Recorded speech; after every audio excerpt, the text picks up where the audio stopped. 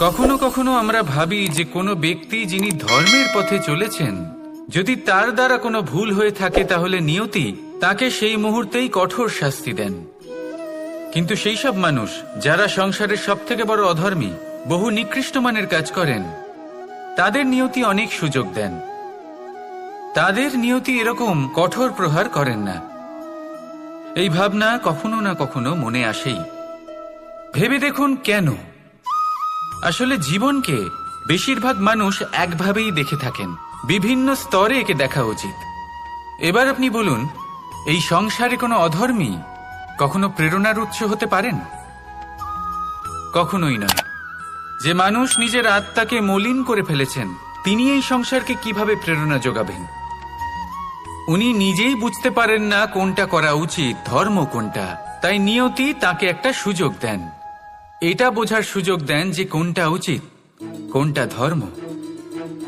সুযোগ দেন নিজের বিবেক জাগিয়ে তোলার, তাকে সুযোগ দেন নিজের অন্তরাত্মার ডাক শোনার। যখন তাতেও কাজ হয় না, তখন নিয়তির কাছে একটাই পথ বাকি থাকে, আর তা হল মহাবিনাশ। মহাবিনাশ হয়তো দেরিতেই আসতে পারে, কিন্তু তা অবশ্যই আসবে। আর যখন মহাবিনাশ আসে, তখন মহাবিনাশের যন্ত্রণা সমগ্র মানব জীবনের যন্ত্রণার থেকে অনেক বেশি হয়। এই কথাটা সবসময় মনে রাখবেন। আর অন্যদিকে যে মানুষ ধর্মের পথে চলছেন, তার দ্বারা যদি কোনো ভুল হয়ে থাকে, তখন নিয়তি তার পরীক্ষা নেন। কিছুক্ষণের জন্য মানুষের মনে হতে পারে নিয়তি তাকে কঠোর শাস্তি দিয়েছেন, কিন্তু সময়ের সাথে আমরা সবাই দেখি যে যখন সেই মানুষ সেই পরীক্ষায় উত্তীর্ণ হন, এই সমস্ত সংসারের জন্য প্রেরণার উৎস হয়ে ওঠেন। অর্থাৎ নিয়তি প্রত্যেক মানুষকে তার কর্ম অনুসারে উচিত ফলও দেন, উচিত শাস্তিও দেন। পার্থক্য হলো শুধুমাত্র সময় আর আপনার দৃষ্টিভঙ্গির। তাই ধর্মের পথে চলুন আর আমার সাথে ভালোবেসে বলুন, রাধা রাধা। আমাদের জীবনে অত্যন্ত গুরুত্বপূর্ণ একটা আশা বসবাস করে, বিশ্বাসের রূপে। বিশ্বাস যা আমরা ঈশ্বরের ওপর করি, ভাগ্য, প্রারব্ধের ওপর করি, নিয়তির ওপর করি। যখনই ভালো কিছু হয় আমরা বলি এ হলো ঈশ্বরের দয়া, যখন খারাপ কিছু হয় আমরা বলি এ হলো ঈশ্বরের মায়া। কখনো ঈশ্বর বা ভাগ্য বা প্রারব্ধ বা নিয়তি। আপনি নিজে কোথায় তা কখনো ভেবেছেন? আপনি বিশ্বাস করছেন ঈশ্বরের উপর, প্রারব্ধের উপর, কখনো নিজের উপর করেছেন? আমি আপনাকে একটা সহজ কথা বলি, যদি আপনি ঈশ্বরের উপর বিশ্বাস রাখেন, শুধুই ঈশ্বরের উপর বিশ্বাস, তাহলে আপনি সেটাই পাবেন যেটা আপনার ভাগ্যে লেখা রয়েছে। কিন্তু যদি আপনি নিজের উপর বিশ্বাস রাখেন, আত্মবিশ্বাস রাখতে শেখেন, তাহলে ঈশ্বর আর নিয়তি দুজনে মিলে আপনার ভাগ্যে সেটাই লিখবে যা আপনি চাইছেন। তাই মনে রাখবেন, সাফল্যের পথ হলো এই বিশ্বাস। নিজের আত্মবিশ্বাসকে ধরে রাখতে শিখুন, দেখবেন আত্মা প্রসন্নতায় ভরে উঠবে। তাহলে আসুন এই প্রসন্ন ভাব নিয়ে বলুন, রাধা রাধা। এই সংসারে সবচেয়ে বড় পাপ কি হতে পারে?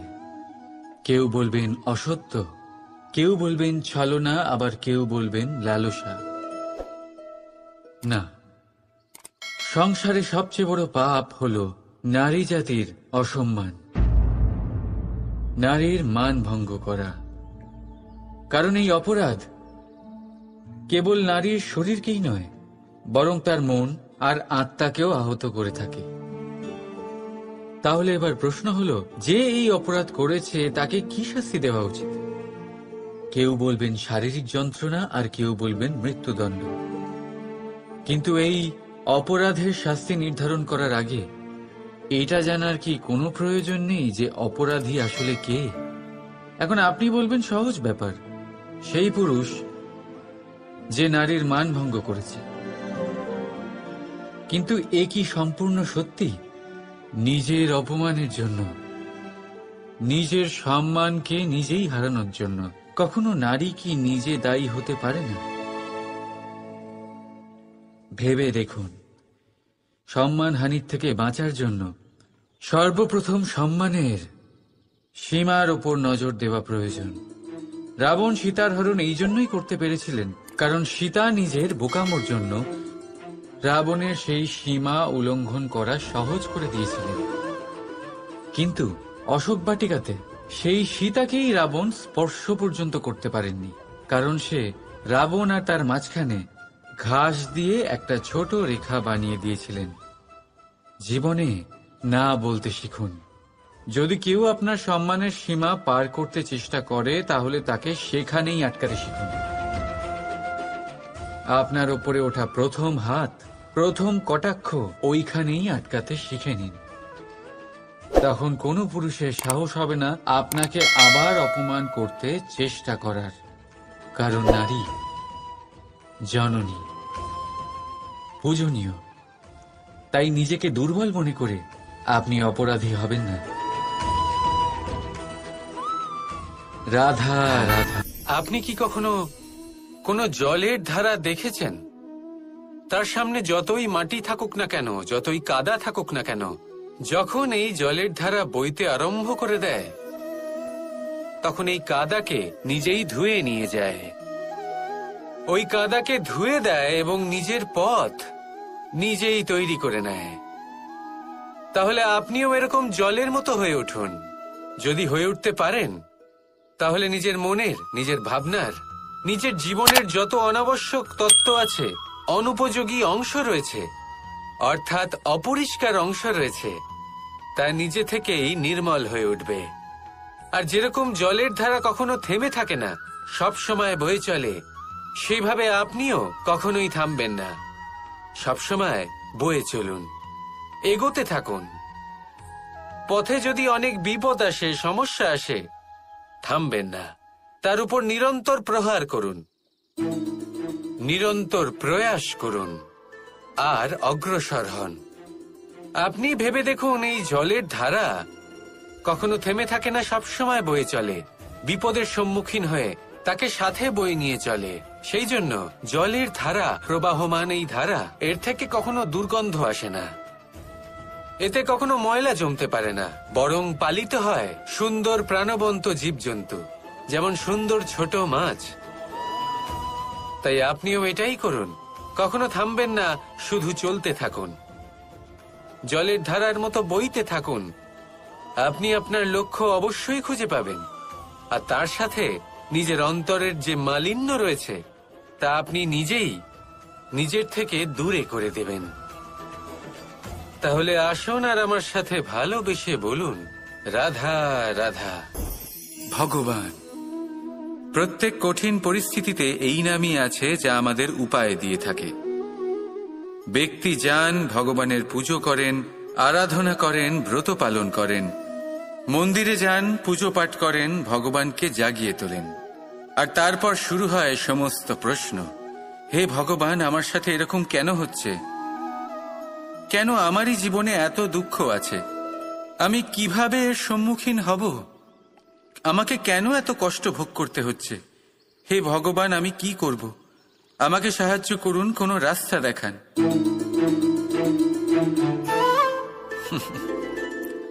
চলুন আমি আপনাকে একটা প্রশ্ন করি। মন্দিরে যাওয়ার চেষ্টা করার আগে আপনি কি জীবনে ততটা চেষ্টা করেছেন যতটা সেই সমস্যাকে দূর করার জন্য দরকার ছিল? দ্বিতীয় প্রশ্ন, ভগবানকে জাগানোর পূর্বে আপনি কি নিজেকে জাগিয়ে তুলেছেন? আপনি কি আলস্য ত্যাগ করেছেন? তৃতীয় প্রশ্ন, ভগবানকে জিজ্ঞাসা করার আগে আপনি কি নিজেকে জিজ্ঞাসা করেছেন যে আমি কেন এত অসফল হচ্ছি? যদি না করে থাকেন তাহলে সবার আগে এটা করুন। আপনি সমস্ত প্রশ্নের উত্তর পাবেন, সমস্ত বিপদের পরিত্রাণ পাবেন। অন্য কোথাও নয়, নিজের ভেতরে তাকিয়ে দেখুন। চেষ্টা করুন নিজেকে জাগিয়ে তোলার। আপনি সফল অবশ্যই হবেন, কারণ এই পরমাত্মা, ওই পরমেশ্বর ওই পরব্রহ্ম আপনার মধ্যেই তো আছে। রাধা রাধা। ধৈর্য, এই ধৈর্য কি কোনো গুণ, কোনো অনুভূতি, কোনো দৃষ্টিভঙ্গি? আমার জন্য ধৈর্য এক বাহন। আপনি হয়তো ভাবছেন এই কেমন বাহন? বাহন তো ঘোড়া হতে পারে, হাতি হতে পারে, উটও হতে পারে, কিন্তু ধৈর্যকে বাহন বানানো মানে? চলুন আপনাকে একটা কথা বোঝাই। পৃথিবীতে এমন কোনো বাহন নেই যে তার আরোহীকে আছড়ে ফেলেনি। সেটা উট হোক বা হাতি হোক বা ঘোড়া হোক, চলতে চলতে কখনো নড়বড় করেই বসে। তারপর সেই আরোহী পরে কারোর পায়, তারপর পরে তার নিজের নজরে। কিন্তু ধৈর্যরূপী বাহন কখনো কাউকে ফেলে না, কখনো না। না সেই আরোহী কারোর পায়ে পড়ে, আর না তো নিজের নজরে। কারণ ধৈর্য আপনাকে বিবেক প্রদান করে, বিবেক আপনাকে পরিকল্পনায় সাহায্য করে, আর পরিকল্পনা প্রদান করে আপনাকে শক্তি, আপনার লক্ষ্যের দিকে অগ্রসর হওয়ার। বুঝলেন? ধৈর্যকে সঙ্গে রাখুন, নিজেকে আরো ধৈর্যশীল করে তুলুন। এই ধৈর্যের সাহায্যে আরোহণ করে দেখুন কিভাবে এই বাহন আপনাকে আপনার গন্তব্যে পৌঁছে দেবে। রাধা রাধা। আমাদের মনে যখন কোনো প্রশ্ন ওঠে, কোনো দ্বন্দ্ব জাগে, তখন আমরা যাই আমাদের গুরুর কাছে, আমাদের আরাধ্যের কাছে গিয়ে জিজ্ঞেস করি। এইভাবেই একদিন আমি পৌঁছলাম আমার আরাধ্যের কাছে, আমার মহাদেবের কাছে, আর ওনাকে প্রশ্ন করলাম যে মহাদেব, জীবনে আনন্দ পাওয়ার, উৎসব পালনের, প্রেম ভাগ করে নেবার, জীবনকে উপভোগ করে নেওয়ার সর্বশ্রেষ্ঠ সময় কোনটা? মহাদেব হাসলেন আর উনি বললেন, জীবনে উৎসব পালনের সব থেকে শ্রেষ্ঠ দিন হল মৃত্যুর ঠিক আগের দিনটা। প্রেম ভাগ করে নেওয়ার সব থেকে শ্রেষ্ঠ মুহূর্ত হল মৃত্যুর ঠিক আগের মুহূর্ত। জীবনকে উপভোগ করে নেওয়ার সর্বশ্রেষ্ঠ প্রহর হল মৃত্যুর এক প্রহর পূর্বে। তখন আমি চমকে গেলাম। আমি বললাম, কিন্তু মহাদেব, মৃত্যু তো অনিশ্চিত, আমরা জানিও না কবে আমাদের মৃত্যু হবে। মহাদেব আবার হাসলেন। উনি বললেন যে যদি আমরা এভাবে জীবন কাটাই যে আমরা জীবনের প্রত্যেক দিন, প্রত্যেক মুহূর্ত, প্রত্যেক প্রহর শেষ বলে মনে করি, তাহলে আমাদের সমস্ত জীবন আনন্দের সাথেই অতিবাহিত হবে। কি বলেন? তাহলে আপনিও এই কথা মনে রাখুন আর আমার সাথে ভালোবেসে বলুন, রাধা রাধা।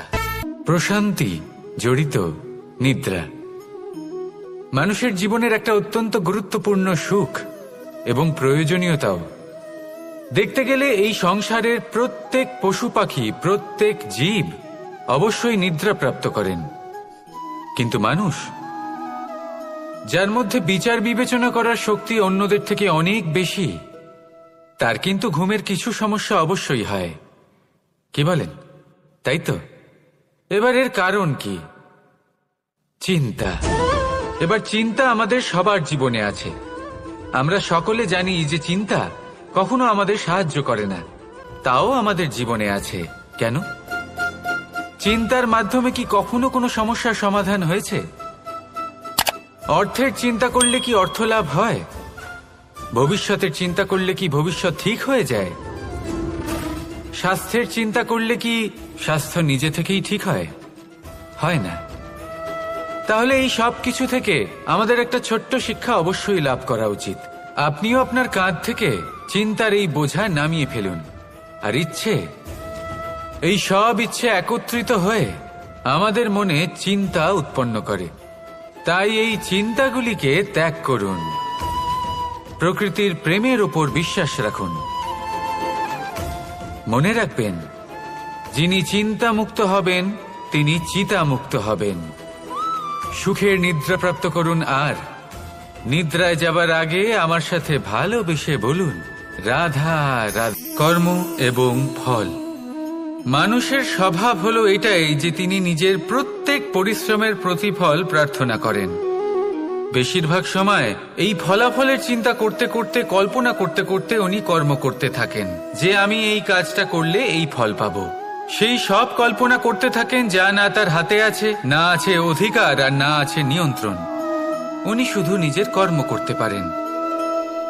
উনি কি ফল পাবেন তা তার হাতে কখনোই নেই। তাই আপনিও শুধুমাত্র কর্ম করতে থাকুন, ফলের চিন্তা করবেন না।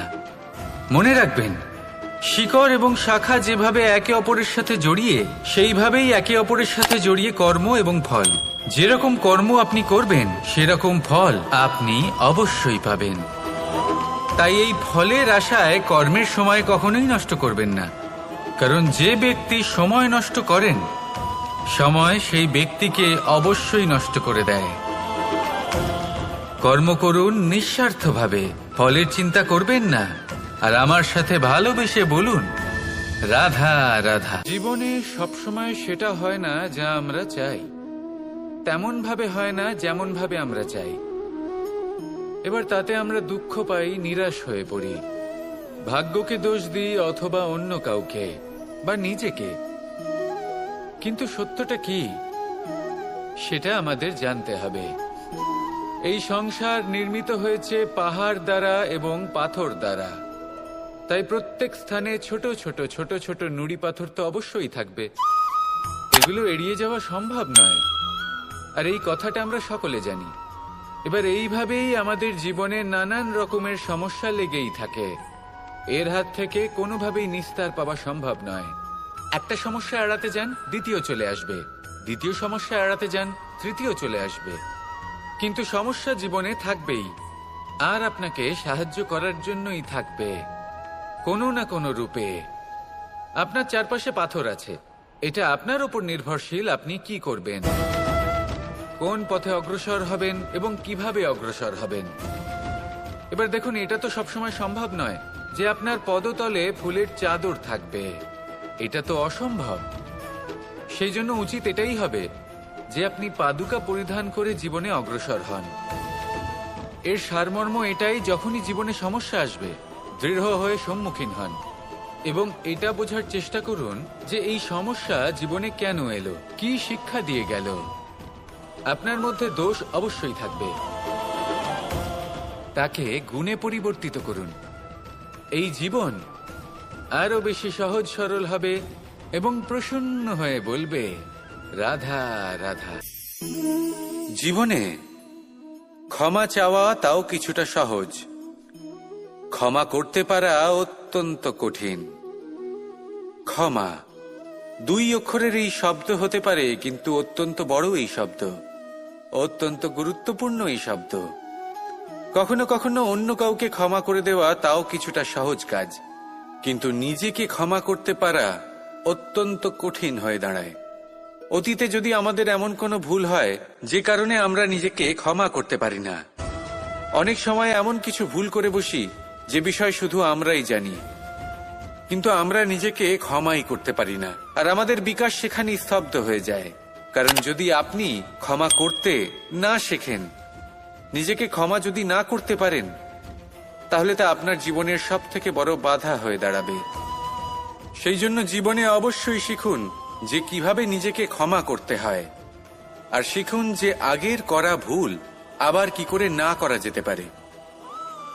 এই মন হালকা হবে আর প্রসন্ন হয়ে বলবে রাধা রাধা। দুঃখ কি, ভয় কি, এদের কিছুটা এইভাবে ভাবা যেতে পারে।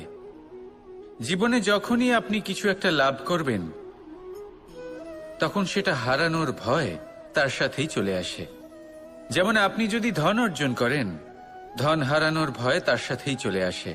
সম্পত্তি অর্জন করলে সেটা লুট হবার ভয় তার সাথেই চলে আসে।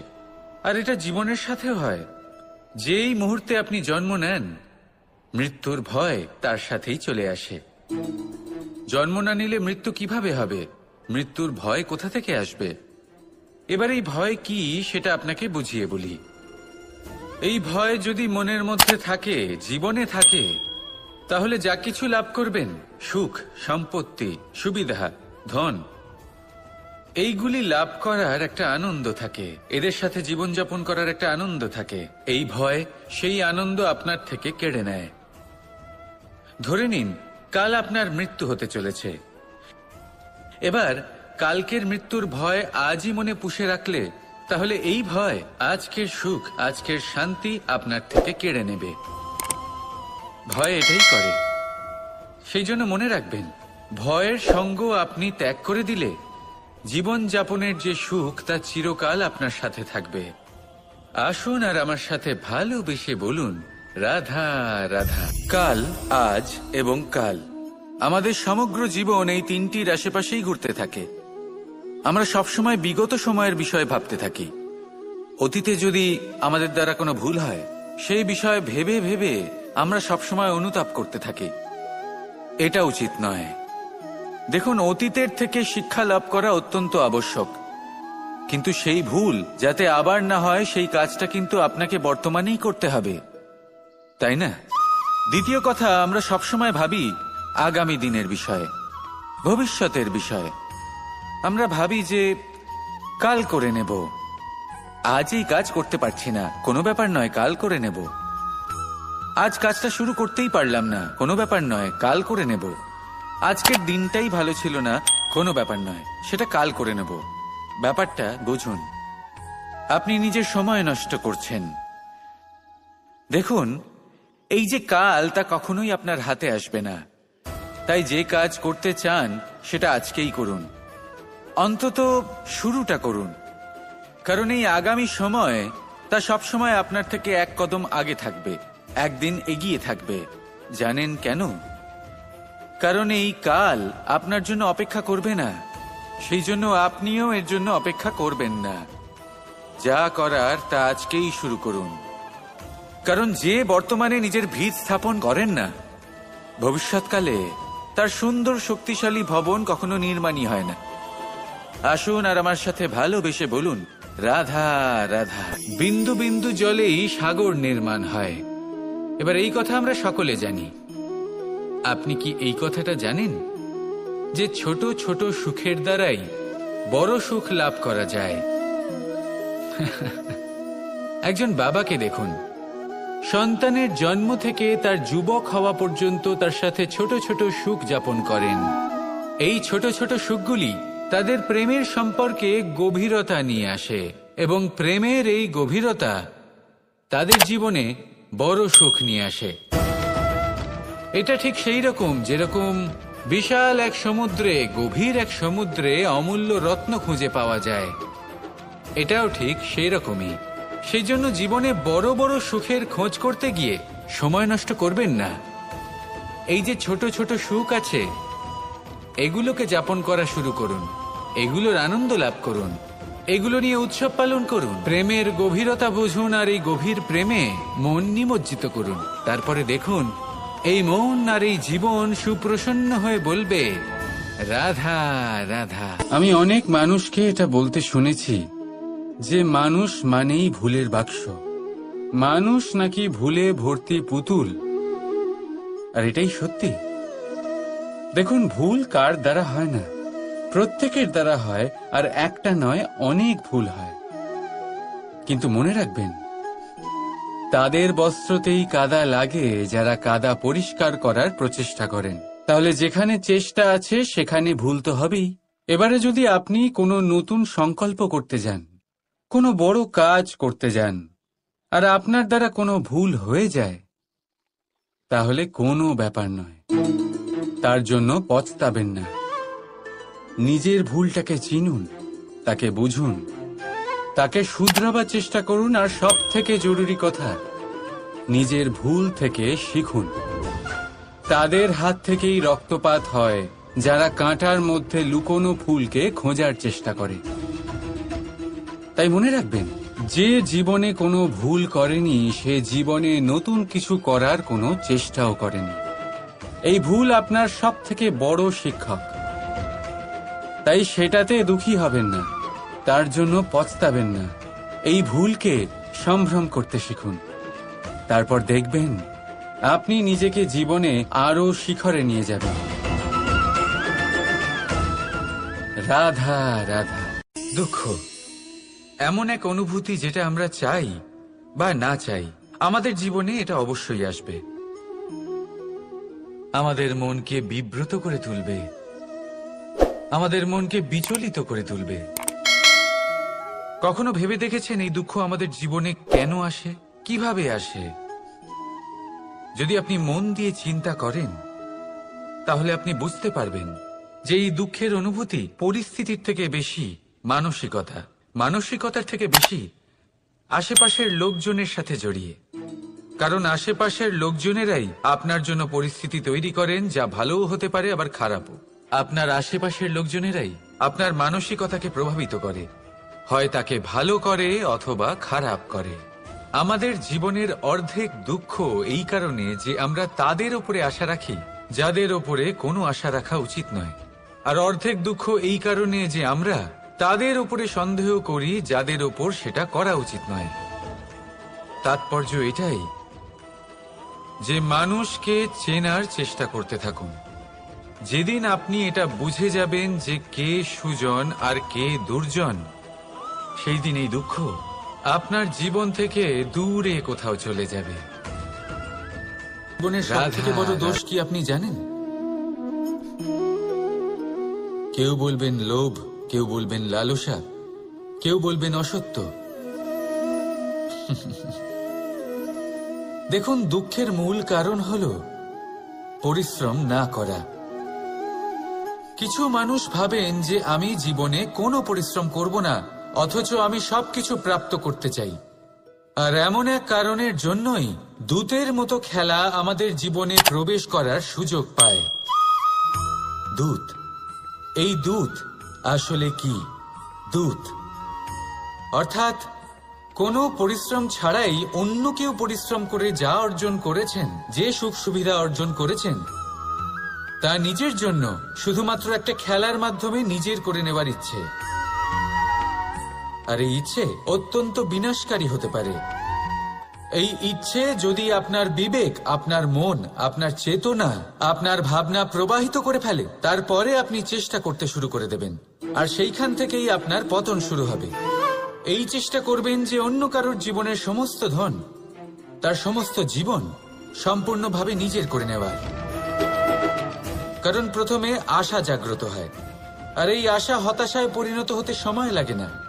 এই হতাশা কুণ্ঠায় পরিণত হতে সময় লাগে না, কুণ্ঠা লোভে পরিণত হতে সময় লাগে না, আর এই লোভ প্রতিশোধ স্পৃহাতে পরিণত হতে সময় লাগে না। আর যখন এই সব কিছু হয়, আপনি দুষ্ট হয়ে যান। আর সবাই জানেন যে প্রত্যেক দুষ্ট ব্যক্তির পতন হলো অবশ্যম্ভাবী। তাই নিজেকে দূতের থেকে দূরে রাখুন আর পরিশ্রমকে নিজের কাছে টেনে নিন।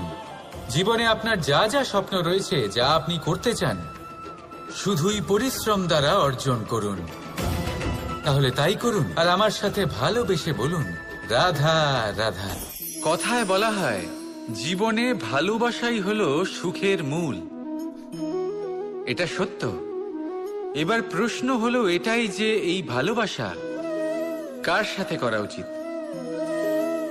যদি আপনি কিছুক্ষণের জন্য সুখ পেতে চান, তাহলে ভালোবাসুন নিজের রুচি মতো। যদি আপনি কিছুদিনের জন্য সুখ পেতে চান, ভালোবাসুন নিজের বন্ধুদের। যদি আপনি কয়েক মাসের জন্য, কয়েক বছর বা অনেক বছরের জন্য সুখী হতে চান, তাহলে ভালোবাসুন নিজের পরিবারকে, মাতা পিতা, নিজের সন্তান, স্বামী স্ত্রী, নিজের আত্মীয়দের। কিন্তু যদি আপনি চিরকালের জন্য সুখী হতে চান, তাহলে ভালোবাসতে হবে শুধু নিজের কর্মগুলিকে। কারণ সম্পর্ক যেমনই হোক না কেন, কখনো না কখনো ভেঙে যাবেই। এই সংসার হলো এমনই যে যাদের সঙ্গ আমরা পাই, তাদের সঙ্গ একদিন ত্যাগ করতে হয়।